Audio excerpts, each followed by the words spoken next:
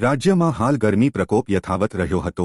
આજે પણ અખાત્રીજના દિવસે પણ ગરમ પવનો ફૂંકાયા હતા। ગુજરાતમાં હવામાન વિભાગની વાત કરીએ તો આવનારા દિવસોમાં વાતાવરણમાં બદલાવ આવશે। હાલ બંગાળની ખાડી એક લો પ્રેશર જે સક્રિય થયું છે તે ધીમે ધીમે ઉત્તર પશ્ચિમ દિશામાં આગળ વધશે, જે વિશાખાપટ્ટનમ, હૈદરાબાદ, મધ્યપ્રદેશ અને મહારાષ્ટ્ર અને ગુજરાતમાં ભારેથી અતિભારે વરસાદની આગાહી કરવામાં આવી છે। ગુજરાતની જો વાત કરવામાં આવે તો આવનારા 5 દિવસ સુધી વરસાદી વાતાવરણ રહેવાની શક્યતા છે, જેમાં તારીખ 11 મેના રોજ ડાંગ, તાપી, નવસારી અને સુરતમાં વીજળીના કડાકા સાથે ભારેથી અતિભારે વરસાદની આગાહી કરવામાં આવી છે। તારીખ 12 મેના રોજ વડોદરા, અમદાવાદ, અરવલ્લી, સાબરકાંઠામાં વરસાદની આગાહી કરવામાં આવી છે।